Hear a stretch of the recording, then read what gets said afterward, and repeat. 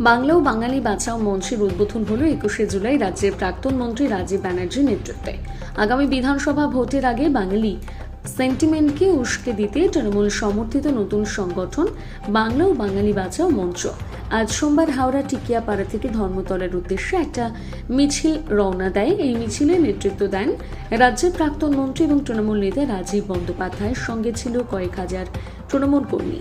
এছাড়াও বাংলার বিভিন্ন গ্রামগঞ্জ থেকে মানুষ 21শে ধর্মতলা চলোতে যোগ দিতে হাওড়ায় একত্রিত হয়ে হাওড়া ব্রিজের ওপর দিয়ে 21শে শহীদ দিবসের উদ্দেশ্যে রওনা দেয়। রাজীব ব্যানার্জি বলেন, যেভাবে বিজেপি বাংলা এবং বাঙালিকে হেয় করার চেষ্টা করছে তার বিরুদ্ধে মুখ্যমন্ত্রী রাস্তায় নেমেছে। আমাদের স্লোগান বাংলা বাঁচাও, বাঙালি বাঁচাও, বিজেপি হাটাও। তিনি আর কি বললেন শোনাবো।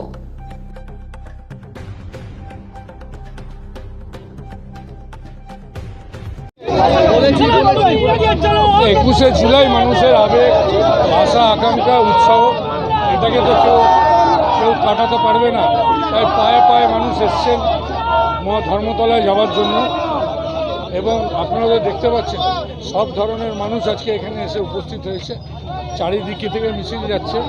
সুতরাং আমরা মমতা বন্দ্যোপাধ্যায় কী বলেন এটা শোনার জন্য আমরা আগ্রহী।